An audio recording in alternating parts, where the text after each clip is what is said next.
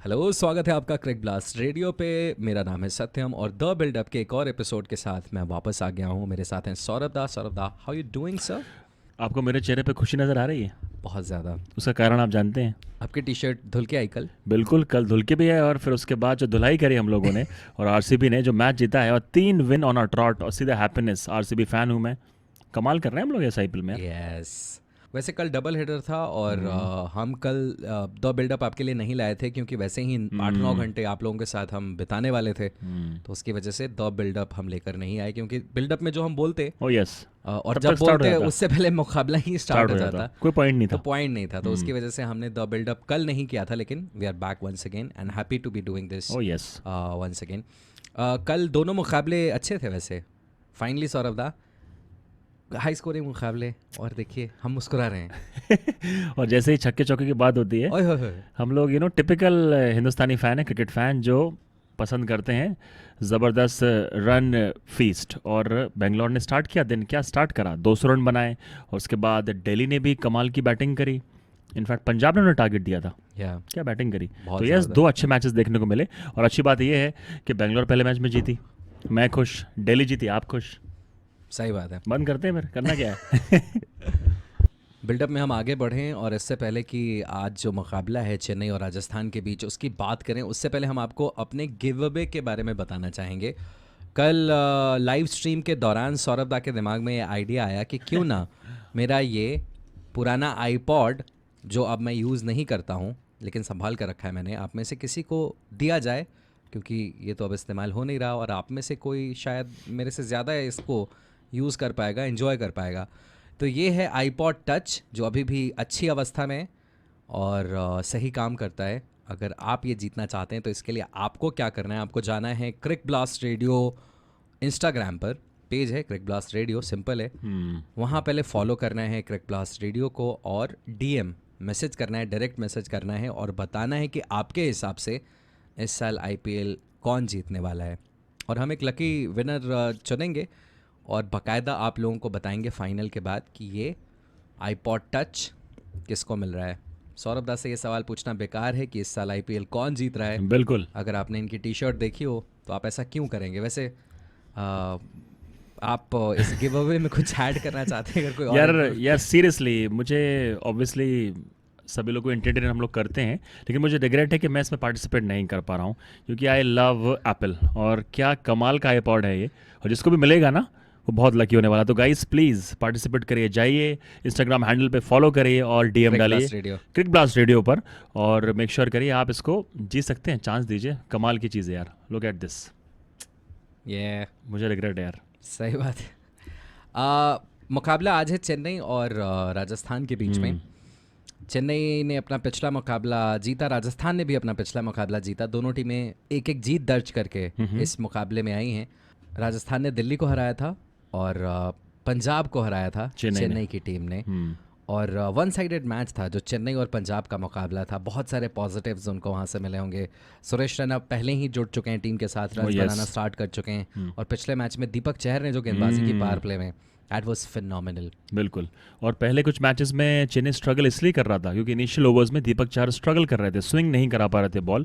और पिछले मैच में अगेंस्ट पंजाब क्या गेंदबाजी करी, लिटरली पहले 7 ओवर में मैच फिनिश कर दिया था उन्होंने। Yeah. 4 विकेट लिए, मैन ऑफ द मैच बने, deserving man of the match. और उस पिछले मुकाबले में जहां पर चेन्नई ने पंजाब को हराया था, सारे बॉक्सेस टिक करे चेन्नई सुपर किंग्स ने, चाहे गेंदबाजी हो चाहे बल्लेबाजी हो। और एज यूजुअल एमएस धोनी पुराने अपने रंग में नजर आए। ब्यूटीफुल बॉलिंग चेंजेस, कमाल के फील्ड प्लेसमेंट्स और नज़र आ रहा था कि क्यों ये 3 बार के आईपीएल चैंपियंस हैं। एक कमांडिंग परफॉर्मेंस और ये अच्छे साइन है चेन्नई सुपर किंग्स के लिए कि अब बॉलिंग भी क्लिक कर रही है। सैम करन भी अच्छे लग रहे थे गेंद से और ऑब्वियसली दीपक चार ने 4 विकेट लेकर कमर तोड़ दी थी ऑपोजिशन की। वहीं जो राजस्थान का मुकाबला था सौरभ दा, उसमें उनको दिल्ली के खिलाफ एंड में थोड़ी मेहनत करनी पड़ी थी, Oh, लेकिन yes. डेविड मिलर की Yes. बल्लेबाजी और एंड में क्रिस मॉरिस का फिनिश, वो निश्चित तौर पे पॉजिटिव्स की तरह लिए जाएंगे। अगर सबसे ज़्यादा किसी ने गेंद किया राजस्थान रॉयल्स ने किया है Yeah. इस पिछले 3-4 दिनों में। स्पेशली जिस मुकाबले की आप बात कर रहे हैं, संजू सैमसन नहीं चले, जॉस बटलर नहीं चले, उसके बाद बेन स्टोक्स नहीं है आपके पास, बेन स्टोक्स नहीं है आपके पास, जोफ्रा आर्चर आपके पास नहीं है। डेविड मिलर आते हैं साउथ अफ्रीका से, जुड़ते हैं स्क्वाड के साथ और आते ही कमाल की पारी खेलते हैं। और सबसे कमाल की बात क्या है, आखिरी 4 ओवर में लग रहा था कोई चांस नहीं है यहाँ पर राजस्थान रॉयल्स के पास against Delhi Capitals. Quality bowling lineup है दिल्ली कैपिटल्स की, उसके बावजूद क्रिस मॉरिस आके जिता देते हैं। तो ये दिखाता है जो डेप्थ है अब तगड़ी नज़र आ रही राजस्थान रॉयल्स की। और क्रिस मॉरिस को याद है आपने, स्ट्राइक ना मिल जाए कहीं, उसकी ओह, वजह से yes. संजू सैमसन ने सिंगल नहीं लिया था। हालांकि मुझे इस बात से कोई दिक्कत नहीं कि वो सिंगल नहीं ले रहे हैं। वो जिस तरीके की बैटिंग कर रहे थे, कोई भी तब खुद को बैक करेगा और बोलेगा कि हाँ यार ऐसी बैटिंग मैं कर रहा हूँ, मैं छक्का मार ही दूंगा। बिल्कुल। लेकिन वहाँ जो वो 2 रन थे वो मिसजज करना, वो ग्राइप है मेरा। रन सिंगल न लेना इज ओके, बट बिल्कुल। 2 रन जहाँ है आपको लगता है एक ही रन है और आप रन के लिए नहीं भागते, वो गलत था। वो मिसजज नहीं होना चाहिए था उन जैसे प्लेयर से जिनके पास अब इतना एक्सपीरियंस हो गया है इस लेवल के क्रिकेट का। बट पॉइंट ये है कि क्रिस मॉरिस को भी अगर स्ट्राइक देनी पड़ जाती तो आपने दी नहीं ये सोच के कि नहीं मैं ही हूँ जो करूँगा, सर्वे सर्वा मैं हूँ। और पिछले मैच में जो बैटिंग की है क्रिस मॉरिस ने, उन्होंने दिखाया कि नहीं शायद गलती हो गई है। उस मैच में भी संजू सैमसन ने अगर स्ट्राइक उनको दे दी होती, बैट के साथ तो कोई पंगू नहीं है, अच्छी खासी बैटिंग आती है उनको। और स्पेशली मैच खत्म होने के बाद जिस तरह से उन्होंने अपना अंगूठा दिखाया था डग आउट की तरफ, जी। वो अंगूठा नहीं कुछ और था संजू सैमसन की तरफ। समझ जाइए आप जिस तरह से वो ऐसे कर रहे थे। लेकिन ये क्लियर कट मैसेज जाता है कि भैया I can also bat and he can bat. लेकिन उस सिचुएशन में 2 रन डेफिनेटली बनाने चाहिए थे संजू सैमसन को, भागना चाहिए था। अगर 1 रन होता तो शायद अवॉइड करते, लेकिन 2 रन बन सकते थे वहाँ पर। और ये मॉडर्न डे फिनोमिना है। ये किस प्लेयर ने स्टार्ट किया? इफ़ आई रिमेंबर करेक्टली ये MS धोनी ने स्टार्ट किया था कि भैया सिंगल ना लेके अपने आप पर ले लेना। और उन्होंने बहुत मैचेस जिताए भी हिंदुस्तान को, आखिरी कुछ सालों में नहीं जिता पाए।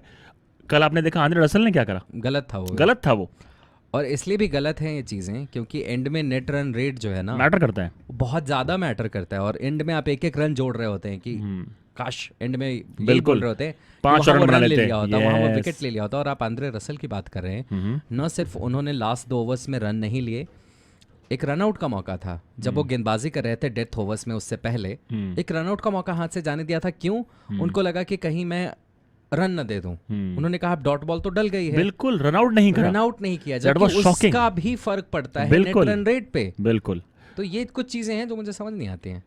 और ये भी दिखाता है कि फ्रेंचाइज क्रिकेट कितना डिमांडिंग है कि प्लेयर्स भी डर रहे हैं। अब 1 रन देने से डर रहे थे वहां पर वो। सही में सामने विकेट है आपके, आप ऐसे भी थ्रो करके या दौड़ के भी आउट कर सकते हैं। लेकिन उन्होंने प्रेफर क्या किया, जैसे आउट ऑफ सॉर्ट्स हो गए, दिमाग काम नहीं कर रहा हो, उन्होंने बॉल अपने पास रखी और दौड़ने लगे और चलने लगे। और प्लेयर कम से कम 7-8 फीट बाहर था क्रीज से, आराम से रन आउट कर सकते थे। तो यस, आंद्रे रसल और सत्यम फिट भी नजर नहीं आ रहे एक बार फिर से इस सीजन। जो 2 साल पहले उनकी फिटनेस हुआ करती थी, तो KKR के लिए अलग समस्या है। और यस, पर लेकिन ये जो फिनोमेना है ना कि सिंगल ना लेना, अपने आप को सुपरस्टार समझ के मैच फिनिश करना, अच्छी बात है, आप में कॉन्फिडेंस है, लेकिन it's a team game, remember that. कमाल की बात है कि 40 समथिंग रन्स की ज़रूरत थी और 6-7 गेंदें शेष रह रही थी, तब तक वो रन नहीं भाग रहे थे। जैसे हर बॉल पे छक्का मार के जितवा देंगे वो कोलकाता की टीम को। तो मुझे ज़रूर लगा कि ये सवालों के घेरे में आना चाहिए उनका जो बिहेवियर था। और इसीलिए आना चाहिए क्योंकि दूसरी तरफ यजवेंद्र चहल बैटिंग नहीं कर रहे थे। यस, हरभजन सिंह थे जिनकी 4 टेस्ट 100 है और वो टोंग कर सकते हैं, बॉल छक्के मार सकते हैं, तो वो सरप्राइजिंग है। सिंगल लेना चाहिए था। वानखेड़े में वैसे पेसर्स काफ़ी डोमिनेट कर रहे हैं। अभी आप पावर प्ले के ओवर्स देखें तो वहाँ जो 16 विकेटें गिरी हैं सौरभ दा, उनमें से 15 पेस बॉलर्स ने हासिल किए हैं। अच्छा, जो आप ये स्टैट शेयर कर रहे हैं वो इस सीजन का है, राइट? ये और पिछले 3-4 सीजन का भी आप स्टार्ट उठा के देखिए तो वानखेड़े पे रिसेंट समय में लगातार पेसर्स ने ही डोमिनेट किया है। और ये दिखाता है कि ट्रैक किस तरह का है और बाउंड्रीज छोटी हैं, स्पिनर्स को असिस्टेंट इतना नहीं मिलता है। और कल के मैच में हमने देखा कि पेसर्स ही विकेट ले रहे थे, स्पिनर्स का बोलबाला इतना नहीं था। तो ये टीम कॉम्पिटिशन पर असर डालेगा कि राजस्थान रॉयल्स और चेन्नई सुपर किंग्स कितने स्पिनर्स को खिलाती है। इमरान ताहिर अभी भी बाहर बैठ रहे हैं और मुझे लग रहा है चेन्नई सुपर किंग्स अभी भी उन्हें बाहर ही बैठा लेगी। रही बात राजस्थान रॉयल्स की, I think they have got spin department cover है उनका। उनके पास राहुल तेवतिया जॉब कर रहे हैं, इसके अलावा श्रेयस गोपाल भी वहाँ पर डिसेंट जॉब कर रहे हैं। पिछले मैच में नहीं खिलाया था नहीं, और शायद इस मैच में भी मौका ना मिले क्योंकि पेस डिपार्टमेंट हैवी होना चाहिए वानखेड़े में इस समय। और बाद में गेंदबाजी करना टीमें शायद प्रेफर नहीं करेंगी क्योंकि ओस की समस्या आ जाती है और आप जूझने लग जाते हैं। और इसीलिए ये दिखाता है कि टॉस भी कितना ज़रूरी है कि आप टॉस वहाँ अगर जीत गए तो उस अपॉर्चुनिटी को आप दोनों हाथों से पकड़ लें और अच्छा स्कोर टांगे। अदरवाइज़ इवनिंग में अगर आपको फील्डिंग करनी पड़ी तो समस्या होगी कि बॉल आप ग्रिप नहीं कर पाओगे और आसानी से बॉल बल्ले पे भी आती है। जब ड्यू पड़ती है तो जब आप गेंदबाजी कर रहे हैं, ग्रिप तो कर ही नहीं पा रहे हैं, लेकिन as a batsman opposition team भी एंजॉय करेगी। बल्ले पे जब स्किड होके बॉल आती है लाइट्स के under, batting becomes easier. Probable अगर चेंजेस की बात करें तो चेन्नई की बात सबसे पहले करते हैं। हम्म। लुंगी एनगिडी अब अवेलेबल हैं, आपको पता ही है। साउथ अफ्रीकन प्लेयर्स जितने भी आए थे उन सबों को क्वारंटीन करना पड़ा था और क्वारंटीन में टाइम स्पेंड करना पड़ा था, और अब धीरे धीरे सबों का क्वारंटीन का पीरियड ख़त्म हो रहा है। तो लुंगी एनगिडी अवेलेबल हैं, बट उनको लिया जाएगा या नहीं इसको लेके मैं बहुत ज़्यादा श्योर नहीं हूँ। एक जो बदलाव हो सकता है वो हो सकता है टॉप ऑफ द ऑर्डर। आप ऋतुराज गायकवाड़ को मे बी ड्रॉप करना चाहें because he has been utterly disappointing and you got Uthappa waiting in the wings. आपने दो नाम लिए यहाँ पर, जी। एक आपने ऋतुराज गायकवाड़ का नाम लिया और दूसरा नाम आपने कौन सा लिया? Lungi Ngidi. Lungi Ngidi. Lungi Ngidi शायद जगह ना बना पाए, भले वो धोनी के फेवरेट हैं, धोनी पसंद करते हैं उन्हें एज अ पेसर, अच्छे डिसेंट पेसर हैं फ्रॉम साउथ अफ्रीका, पर उन्हें शायद अभी वेट करना पड़ेगा। वो डिपार्टमेंट सॉर्टेड नजर आ रहा है, लेकिन yes, top of the order Ruturaj Gaikwad इस season horribly out of touch नजर आ रहे हैं। Yeah. बिल्कुल भी निक में नजर नहीं आ रहे, बॉलें कंज्यूम कर रहे हैं और एंड में जैसे आउट हो रहे हैं वो बहुत डिसअपॉइंटिंग है। तो वहां पर आप चेंज देख सकते हैं। और yes, you can bring robin Uthappa top of the order, जो कि एक्सपीरियंस लाएंगे और एक्सप्लोसिव बल्लेबाजी भी कर सकते हैं। तो शायद वो एक चेंज देखने को मिल सकता है, बट आई स्टिल फील सत्यम एक मैच और मिलेगा ऋतुराज गायकवाड़ को। ओपनर्स की समस्या आप देखें सिर्फ चेन्नई के साथ नहीं है, राजस्थान के साथ भी सेम इशू है। वहाँ भी मनन वोरा नहीं चल रहे, जॉस बटलर भी उस तरीके से फायर नहीं कर पाए हैं जिस तरीके की उनसे उम्मीद रहती, बट आई एम श्योर उनको तो आप खिलाएंगे। Obviously. One of the best in the world. उनको ड्रॉप करने के बारे में शायद अभी नहीं सोचा जाएगा, लेकिन मनन वोरा बहुत डिसअपॉइंटिंग रहे हैं राजस्थान की टीम के लिए। और अंडर 19 स्टार जो खुद पिछले साल बहुत बड़े फेलियर साबित हुए थे राजस्थान के लिए, यशस्वी जायसवाल, वो वेट कर रहे हैं। कुछ चांसेस हैं जायसवाल के खेलने के? आई थिंक अब समय आ गया है और उसका सिर्फ एक आदमी जिम्मेदार है, खुद मनन वोरा। लगातार मौके मिलते हैं, हर फ्रेंचाइज के लिए उन्हें देखा है 10, 20, 30s लगाएंगे अट्रैक्टिव, लेकिन जिस तरह से आउट होते हैं हमेशा सॉफ्ट डिसमिसल और कभी भी अपनी पारी को सत्यम कन्वर्ट नहीं कर पाते हैं बड़ी पारियों में। इसीलिए उनका नाम अभी भी बड़े स्टार्स में नहीं आ पा रहा, यंग स्टार्स में। और टैलेंट होने के बावजूद जिस तरह से शॉट लगाते हैं वो डिसअपॉइंटिंग है। आई थिंक उन्हें कल के मैच को देखना चाहिए घर पे जाके, और देखना चाहिए मयंक अग्रवाल की जर्नी। वो भी पहले ऐसे ही थे आईपीएल में, 10, 20, 30 अट्रैक्टिव, कमाल का 6 लगाया, कमाल का स्क्वायर ड्राइव लगाया, कवर ड्राइव लगाया, लेकिन अब देखिए कैसे कन्वर्ट कर रहे हैं 20s 30 को big 60s 70s match winning contribution में, जो कि मनन वोरा नहीं दे पा रहे हैं। हुनर है, टैलेंट है, लेकिन भाई उसको एग्जीक्यूट भी तो करिए मिडिल में जाके। सही बात है। तो आई थिंक अब समय आ गया है कि यशस्वी जायसवाल को शायद मौका मिल सकता है, जो कि पिछले सीजन उनके पैर कांप रहे थे यूएई में। बिल्कुल भी रन नहीं बन पा रहे थे उनसे। बिल्कुल भी वो बिलोंग नहीं कर रहे थे, ऐसा लग रहा था उस लेवल पे, despite being a phenomenal talent. Under 19 में आपने देखा है क्या प्लेयर नजर आ रहे हैं, क्या टेक्निक नजर आ रही है, पाकिस्तान के अगेंस्ट 100 क्या कमाल की 100 थी वो, और बहुत टैलेंट है, बहुत हुनर है। आई रियली होप कि इस सीजन जब उन्हें चांस मिले तो वो अपने आप को एक्सप्रेस करें जैसे उन्होंने अंडर 19 में अपने आप को एक्सप्रेस किया था। मज़ा आएगा, इंटरेस्टिंग होगा। I think Yashasvi should get a look in.